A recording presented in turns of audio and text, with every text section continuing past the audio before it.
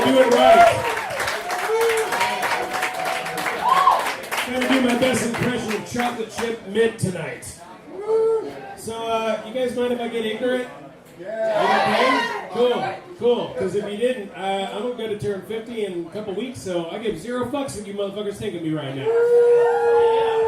Look, I want to get into some important topics tonight. Mainly the differences in North Side and South Side pet owners and the etiquette thereof. See now, North Side pet owners are under this delusion that their pet is trained and friendly. Now, I was dating a lady on the North Side, and she had a Lhasa Apso. Now, I don't know if you're familiar with this pet, but it's basically a dust mop with legs. It's a strange beast. Now, there's an unknown contract that when you're fucking the owner of a pet, you gotta walk their dog. Are you familiar with this contract? How's it going, everybody? This is my first edition of the Lionheart Live Talk. Tonight, we're actually very honored and blessed to be joined by Eddie Shafer, who is an incredible and talented comedian, musician, and also the host of 88.3 FM. He's an all-around just solid guy, and so what we're about to do right now is have him join us on the show. But in the meantime, I wanted to... We got a few people on the live broadcast right now. I appreciate each every one of you for taking the time tonight, listen to us, kind of ramble about some stuff, and I'm gonna have some questions for him. I'm gonna bring up some events. It'll be real cool. Feel free to leave comments. Feel free to join the chat. I think I can have a few people on at the same time, so we'll see how that goes.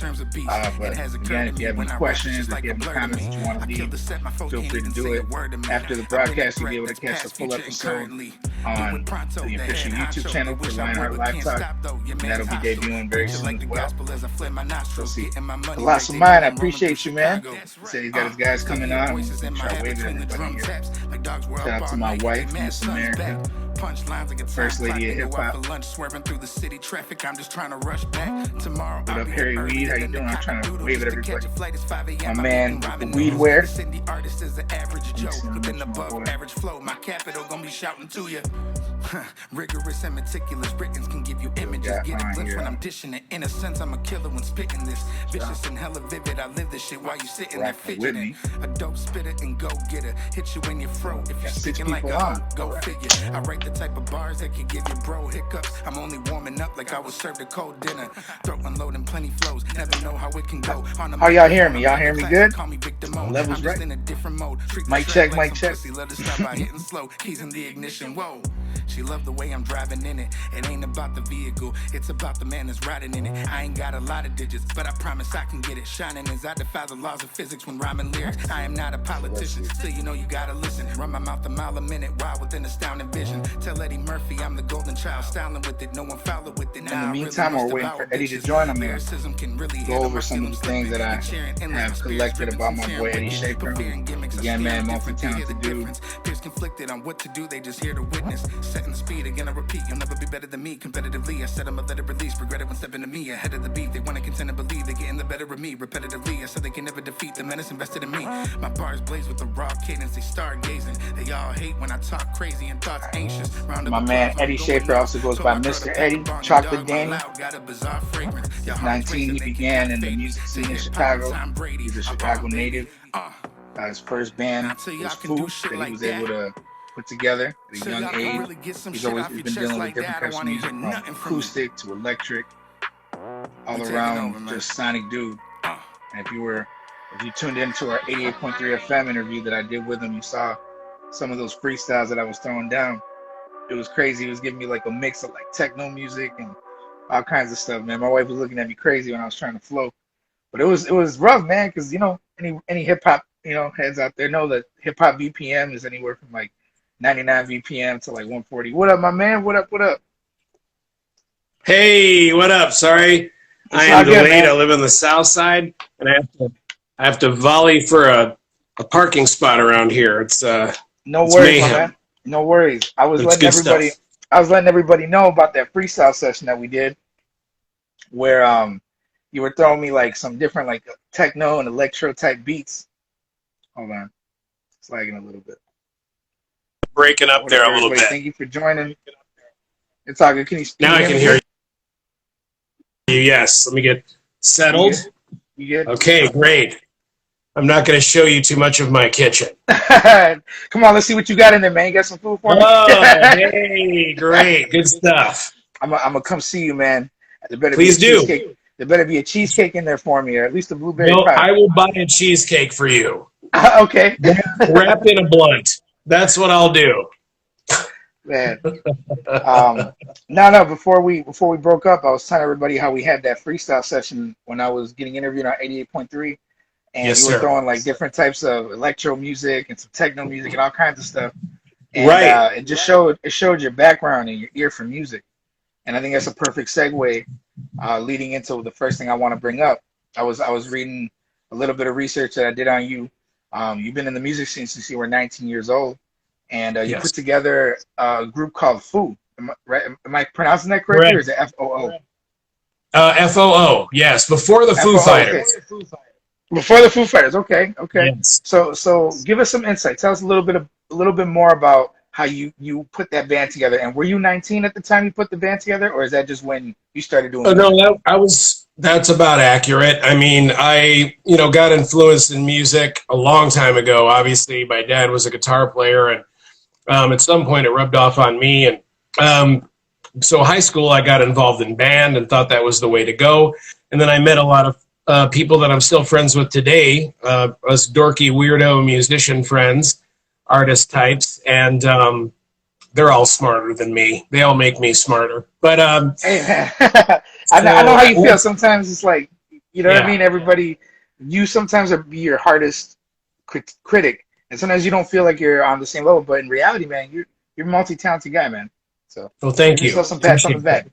Well, all right. I'll give a nice scratch on the back to myself. So Greg Chartle was one of the people that I graduated with in Brandon, Washington, that came out of that high school as well. We were kind of floundering around after high school, decided to jam at my parents' house, brought over instruments, and the vibe was really live. I guess I was playing with another outfit, and they were like, hey, let's grab that guy and get him away from this lame band.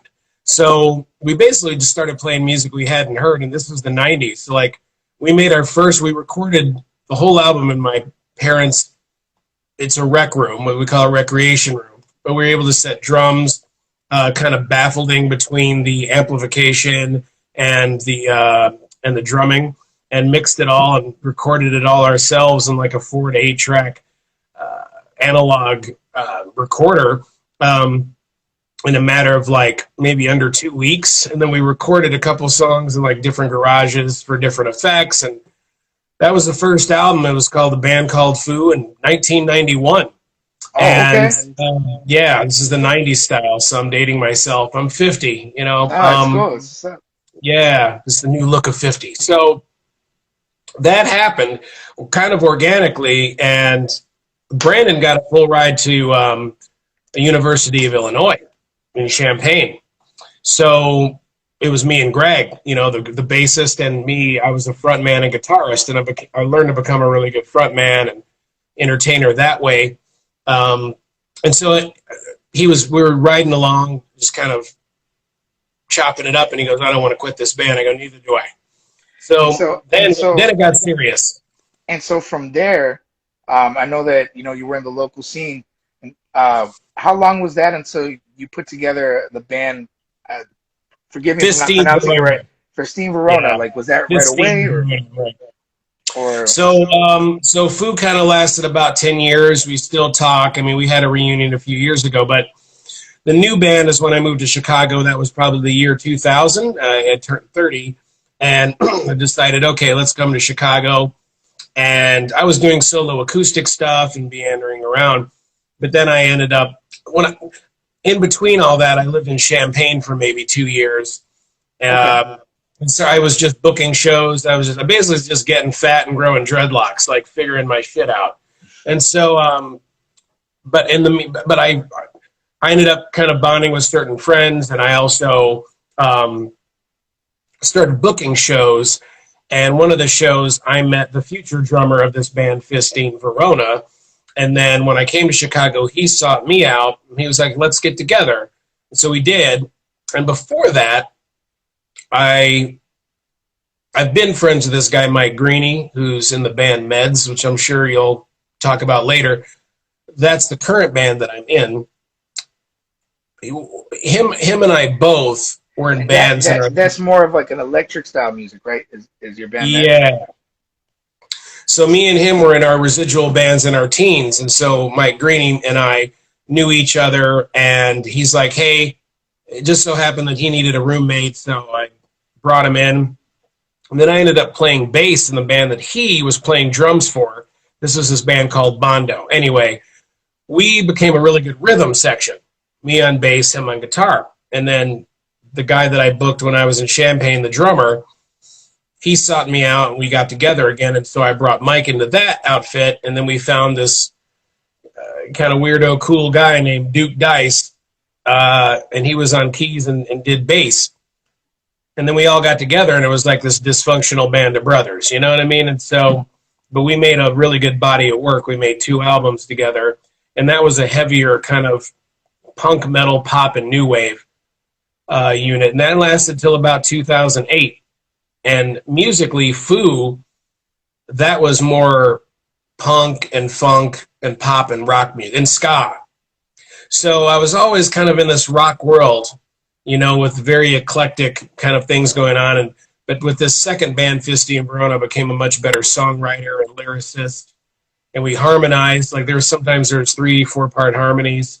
So we really challenged each other musically, you know, before it burned out, like everything does. Yeah. So.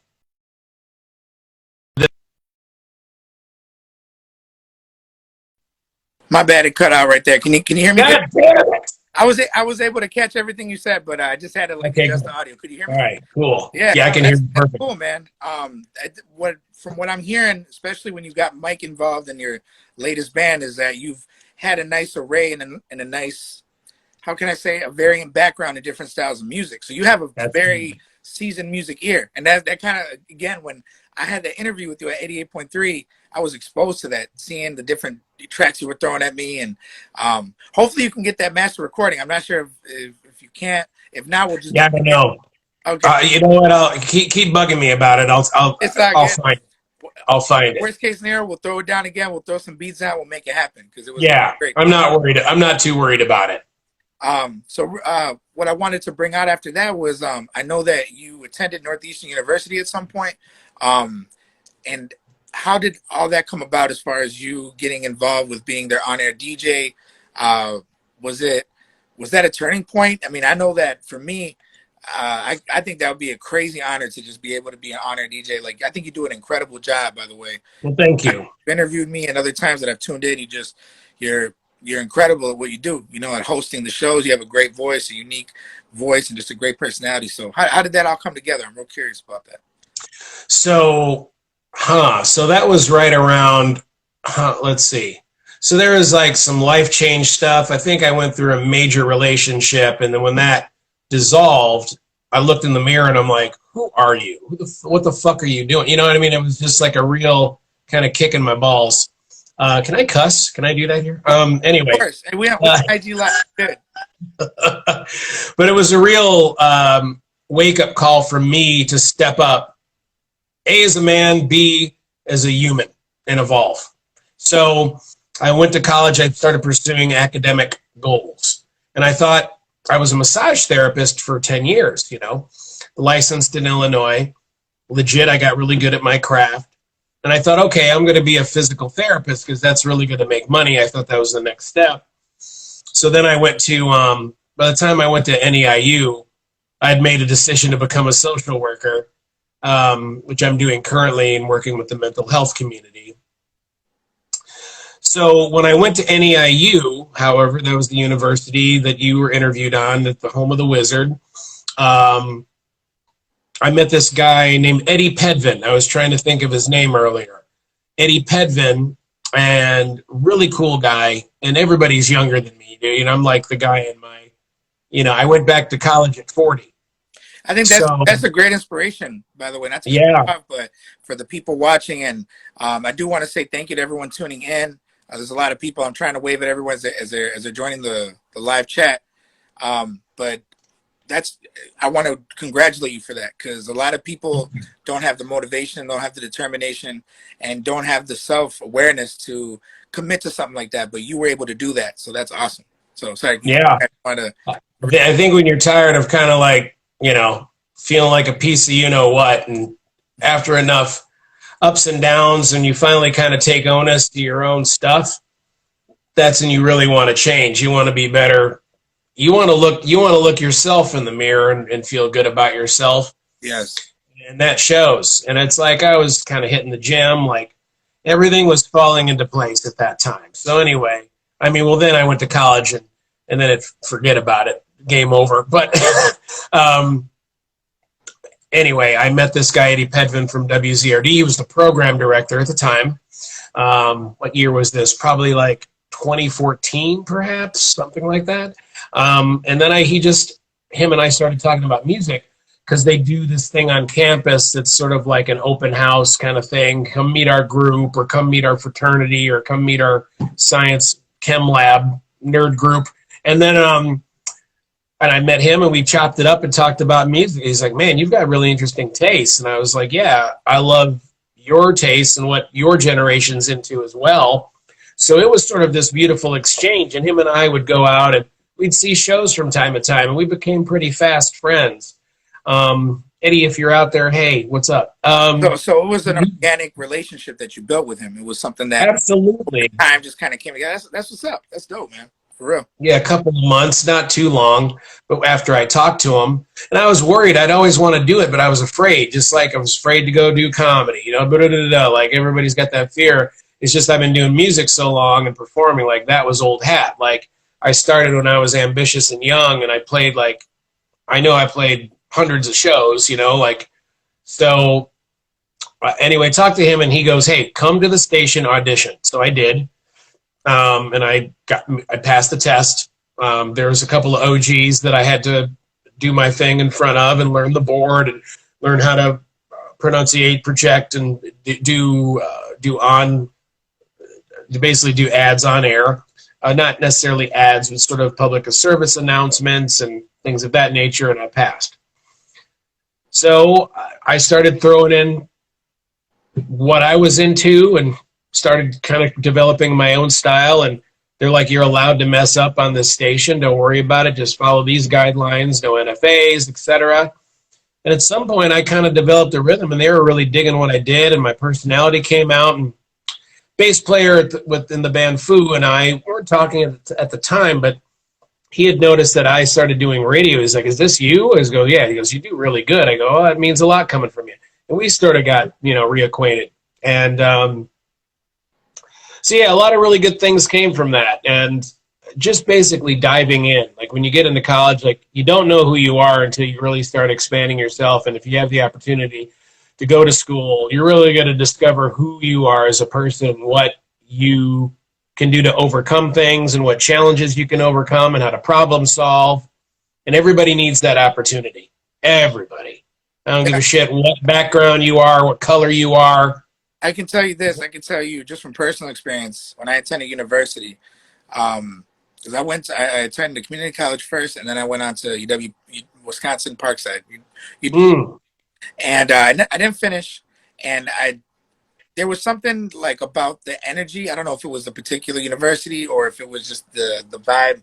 I can't sit still for whatever reason, unless I'm smoking. if I'm enjoying some Mary J is cool, but other than that, Sure. I have the attention span of like a ant or a roach or something. Oh, dude, there's plenty of stoners going to school. You know what I mean? Yeah. It's like that's the thing to do in college. I mean, if you can navigate that, and I was never that guy. I'd curl up in a ball and get in my own head and just be like, freaking out. No, so what I wanted to say was like, even then, I was definitely able. There's connections I made. There's relationships I built that had I not attended, university, I think that I would have missed out a lot. And it's everyone's got a different path. My path, wasn't maybe to stay in school at that time, but I definitely met a lot of great people, And I'm glad that you were able, to kind of, you say, find yourself. And I think that's what the great thing about school is, it takes discipline at the end of the day.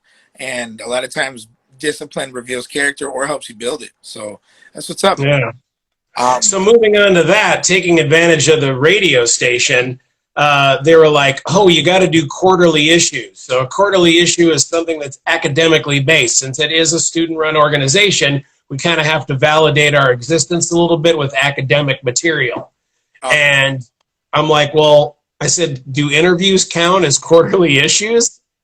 They're like, yeah. I'm like, shit. And then I just went gunning for it. At that point, I go, well, great. If I do a quarterly issue, I could make it, the West Side version of hip hop's da-da-da-da-da. Like, I kind of cheated, right? I didn't really like go the normal route of researching material and, like what's the intersection of,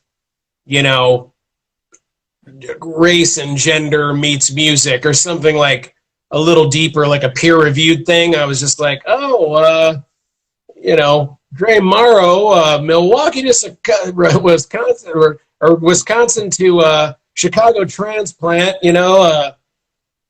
giving you a flavor from Guatemala to Chicago, like I was trying to I would tie some educational bent into the title. That's cool, man. To make it academic, you know what I mean? And after a while, I didn't even try anymore. They're just like, you do good interviews, keep doing what you're doing. And I left for a minute, and the guy who's like really in radio, this gentleman, Seth, I had left. He's like, hey, are you still on the station? I was like, no, I'm just taking a break. I don't know. He goes, you should come back. You do really good radio. And that guy's a stickler. Like, yeah, I've dealt with hard artistic criticism from my peers and my mates that I've created art or music with.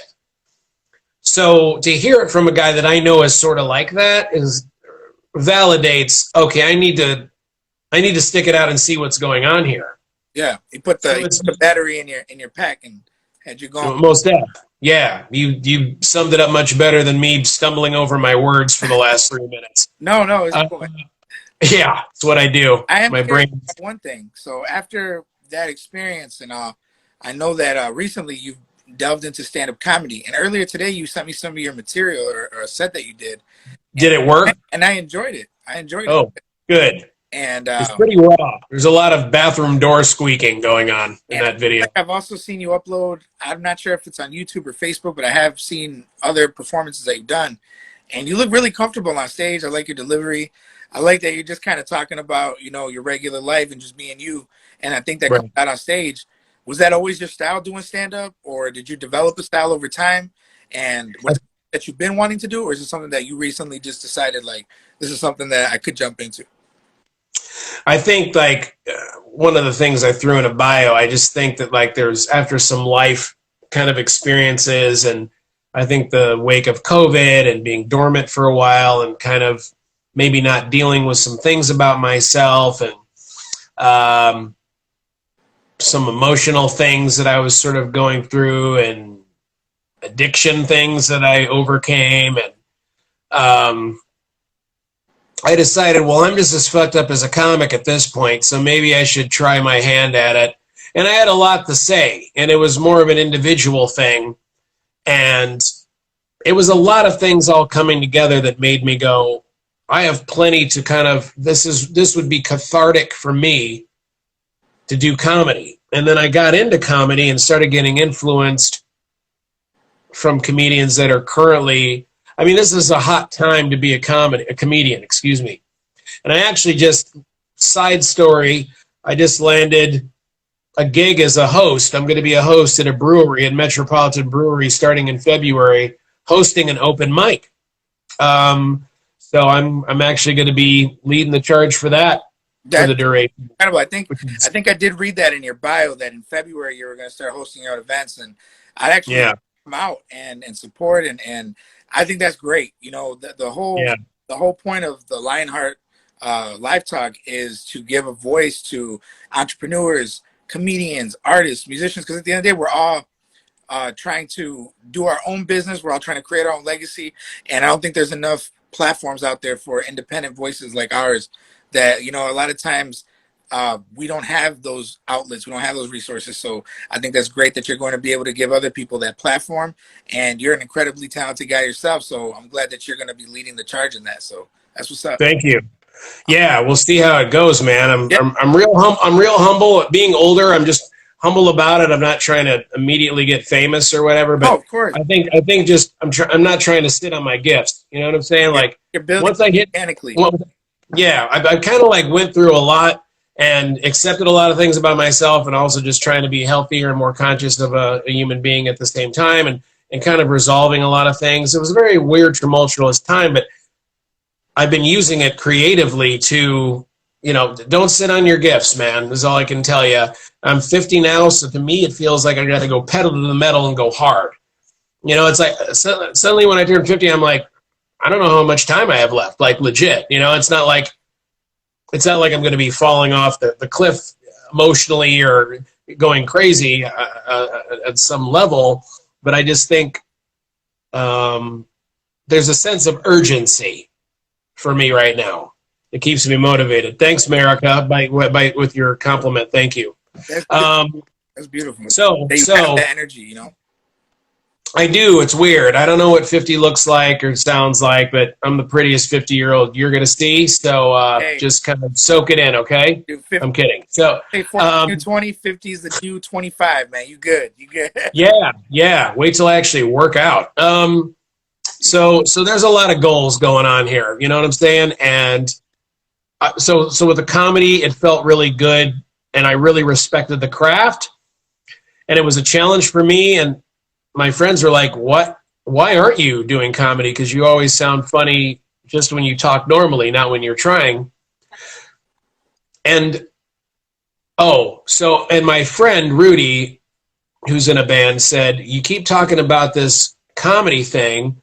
I'm hosting a rock show that I need an opener for. Your band Meds could open up, or you could do this comedy thing." And I was like, yes, do it. Because I kept him-hawing around it and being a little bitch about it. And I was like, I've got to bite the bullet. I got to find an open mic. I got to just go. Like, I have material. I know what I got to do. I have things to talk about. I have things to share. I have a different perspective. So finally, it took me committing to a gig to go, now I have to come up with material. And then I called him a couple days later and said, hey, wait a minute. How many minutes do you need? He goes, oh, can you do 20 or 30? Don't you love that? When it's like, okay, now I got I was like, oh my God. I said, yeah, sure. And I go, holy shit, man. But I had maybe 6 months to prepare. So it's like, okay, you need to start getting into this and really honing your craft. And as I was waiting, COVID hit, and so it's like, well, now nobody can go and do anything. Right. So the first opportunity I had to get out, which was last March, they started opening up everything in the suburbs. So I'm like, fuck it. I can't wait anymore. I have to start doing at least 1 to 2 open mic sets a week to prepare for this gig. That's 20 minutes. Right. So I went out to Gurnee, to Great America. Like you trained, like you in the gym right now. No, straight up. I had to be like, I got to get mentally focused. And I knew I had to do that, and I was driven. So I didn't want to come off whack. I want to be prepared. I didn't want to bomb, dude. I wanted to crush it. Right. So I found these open mics in the suburbs that were open. And like the second, third one was a black open mic, dude. And I ate shit at both of those. It was like a crowd that I started saying racy stuff that I knew was smart and crafty a little, but totally threw the crowd off, dude. And I had to really fight to kind of get heard. So those first 3, the first one was decent. I pulled off a 5-minute set.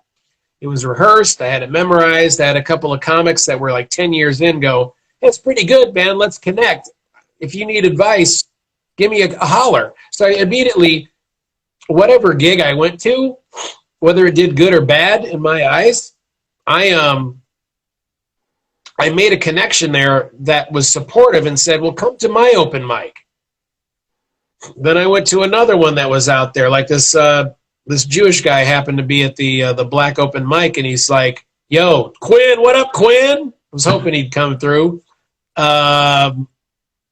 He goes, "Your comedy's." He's like, Dr. Quinn's one of these that you got to meet this guy. Dr. Quinn, meet Dre Marro, both hip hop extraordinaires in different planes, different artistic planes that need to talk. Y'all need to talk straight up because you're both OGs. Hold on. Someone's trying to call me, and I'll call her back. And take a moment. Anyway, sorry, getting fucking thrown off track here. No worries. See, I don't smoke weed because my mind is just too much. I don't need it anymore. Where was I? So I went out. I started doing these open mics, but I made connections in every open mic that I did.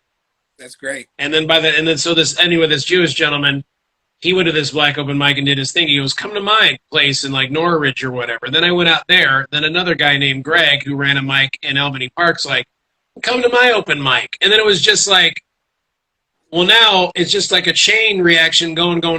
So now I'm doing a mic every week, and I'm trying to prove myself, and I'm meeting all these hipster comedians that are sort of like grumpy, and they don't really, they're not really they're not as warm and welcoming as me. And, I'm like, okay, well, this is where I start cutting my teeth, and, it's like going to boot camp. And now, almost a year later, I started forming relationships, and people are like, "Oh yeah, he's a friend of the room," and da-da-da-da. I'm like, okay. So I've just been hustling and learning new ways of getting myself out there. And now I'm like forming real, genuine, organic relationships with people. Like for a while I felt thirsty, like I got to get this guy to like me. And I'm like, no. And the minute I let it go and said, to hell with what everyone thinks, that's when things started gelling. My comedy got better. I was working at the craft better. I was coming up with new stuff. And now, like, oh, my light finally came on. So in February, the end of February, actually, Sunday the 26th, there's this bar, 113th. It's called The Bridge. It's predominantly Mexican run. And I went out and did 5 minutes to open a showcase. And he's like, this guy Agapito, he goes, "You're funny, man." He goes, "Hey, I want to put you at a showcase here and then someplace in Westmont." I'm like, "I'll play in front of a toilet.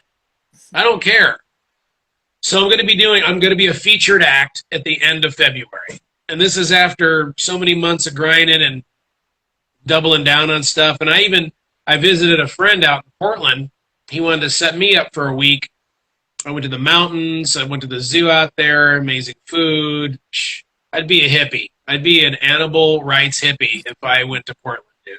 Nah, man. But I said I got to do open mics out in Portland, yo. So I went to Portland. I did 3 open mics out there. The comics ate it up. I befriended comics. I was having a cipher of like a shit talking cipher with a few dudes. And then by Friday, I did an open mic. I talked about how their zoo makes Chicago zoos look like a slave plantation for animals. And they loved it. And then the guy was like, "So you're Eddie from Chicago?" "Yeah." He's like, "When are you coming back?" So they all want me to come back, dude. It's like they embraced me as their own. And it was like the first time I really crushed is when I went to Portland. I had to go to Portland to like kill a set. So that's after about networking. Sorry, go ahead. No problem. I said that's a beautiful thing about networking. You're able to branch out and find your niche and find what area. Sometimes it's not home. Sometimes you got to branch out to find where you're going to find your real support system. So that's great, man. That's great. So yeah, so basically I couldn't wait any longer, and I started going out, and I developed a lot during that time, and so present day it's kind of amazing. And I'm really not trying to think about it. I always think like you need to go more. Don't think about because I was getting delusions of grandeur, like I foresee myself being this hot shit, blah blah blah. It's like rejuvenating new life in this old ass person. And I go, I got to let that shit go. You know what I mean? Like, the better I am to myself, and the more I fight with my sobriety and work towards that, the more I feel God is giving me gifts, to be honest with you. That's what's up, man. Amen. Amen, man. Yeah. I wanted to kind of go to the people that have joined us real quick, see if they want to leave a question for you in the comments. Anyone that's joined the live, I appreciate each and every one of you guys that have been joining. I've been trying to wave. Yeah, thank you. Coming in. If you guys want to, ask a question to Eddie, here's your opportunity. And while we wait for that to happen, we are going to wrap up in a bit. So I just wanted to ask you about a current event, actually. I don't know how familiar. I'm pretty sure you're familiar. Everybody's familiar with Pete Davidson.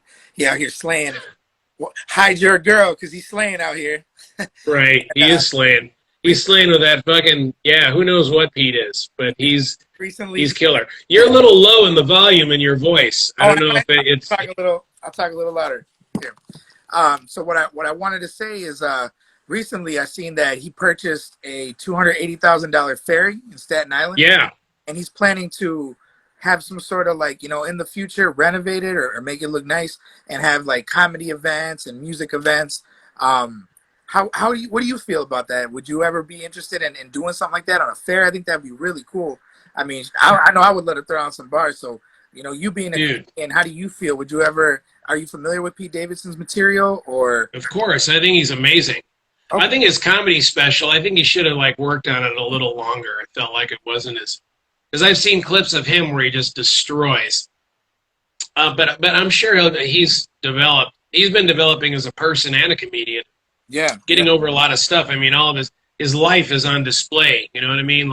Yeah. I know that's the thing to do, but I don't know if I want to display it all just yet. I'll write a book. Writing a book is in my equation. Yeah. I think it's great. I think I love Pete Davidson, actually. I think he's cool. He's real. I'd love to kick it with that guy and just talk shop with him, honestly. I love to have a Pete Davidson. Just seems like a really interesting individual, really unique cat. He sort of defies. I feel like he defies race. But yeah, him and Colin Jost, the guy on Weekend Update, who's also the smoothest white guy on the planet, the coolest cat ever, married to Scarlett Johansson. The guy's got tons of game. So, and they got it for a steal. And it's they're combined. I'm sure they're making more annually than what the boat costs at this point. So yeah, I agree with it. I think I would love to be a conduit for that as well. I love the fact that it's become a way that I can kind of create an avenue for people like yourself and others. And it happens to be black and brown voices, that this is my Black Lives Matter way of dealing with the situation in our country through music and positivity, and creating an avenue for people who are independent or underground artists. And it doesn't just have to be black or brown hip-hop artists either. I've interviewed activists and designers, and I'd honestly, one of my goals is to get a podcast, to where I'm not, WZRD is great, and I will forever be grateful to WZRD, but I'd like to kind of have my own thing, you know what I mean, where I'm creating something, even creating a brand or getting revenue and putting more money into something to give more voice, to people that need it. I'm veering away from a bit of the, there's some questions here. Let me scroll. Yeah, so America had a question for me here. So do it's a comedy or rate comedy? Comedy.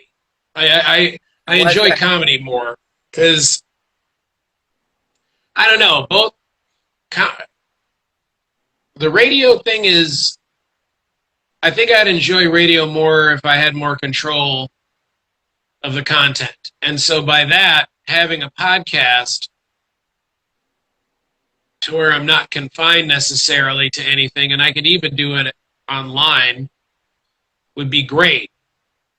And really finding a way to blow it up. But two, comedy, I really love it because it's brand new for me. And it's super humbling. It's absolutely nerve-wracking. It's a total mindfuck. and it's all you up there. Like with people in the back of me in a band, I've got support. We're all one unified front. When I'm up there, I'm the unified front. I'm the army of one. So I have to overcome a lot of things, a lot of weirdness, new insecurities. And it's like, I don't should be feeling this. I'm 50. I'm a grown-ass man. No, but because I'm humble and because I respect the craft and all the people around it, I'm trying to be as like, it almost feels like I'm trying not to be a dork. You know what I mean? And then by the time I get on stage, then I can cut loose. It's a different animal. That's what's up, for man. lack of a better term. And I like the challenge. I have a lot of respect for stand-up comedians because I believe it's a lot of it has to do with timing, you know, your jokes and when you're, you know, two people could say the same joke, but it's in the wording and in the timing of how it's said that could be the difference between it being a punch or just, you know, a flop. So it takes a lot. Yeah, and and I wanted to find a voice, right? And I'm still looking for that, but now I'm starting to go, well, I go political a little bit, the social aspect. I get kind of race oriented too. I'll shit on a lot of things because I've lived a lot of things. You know, I do combine race, and I might combine religion, I might combine current events, but there's also comedians that are like really paced and where they go smooth deliver. There's a lot of female women, comedians who are women that are just crushing the game, destroying the game. And, well, I haven't seen enough comedians in the LGBTQ community, but there are a few, and the few that I've seen, one by the name of Queenie Bitch,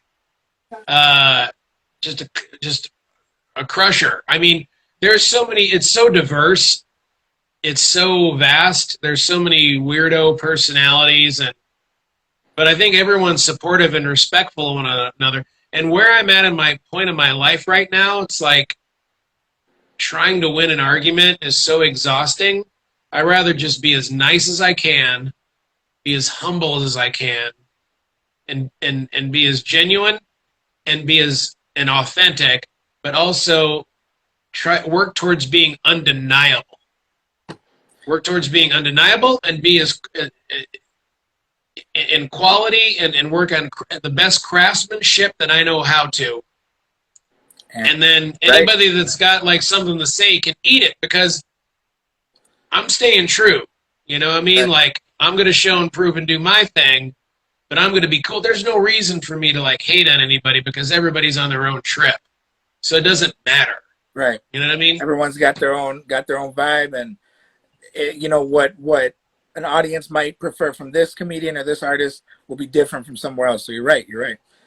Yeah, it's all about just different personalities at the end of the day. And as soon as we start evolving from that, then we'll get over the bullshit race thing. You know, everybody. You're right. And with that, I wanted to thank you again, Eddie, for joining us with the Lionheart Live Talk. You gave us some great insight into what you do, who you are, and I'm just humbled and I'm honored to have had you on my platform. This is something I want to continue to do with you and with other artists, comedians. It's going to be an incredible ride. But real quick, before we end the broadcast, where can people find you on social media, or how can people get in touch with you and stay in contact with you? Sure. On Facebook, I'm EDDIE, middle initial L for Lee, or luxurious. Last name Shafer, SHAFER. So Eddie L. Shafer. That's on Facebook. And then on Instagram, it's my name backwards. Shafer Eddie. Not that creative. I'm sorry. SHAFEREDDIE.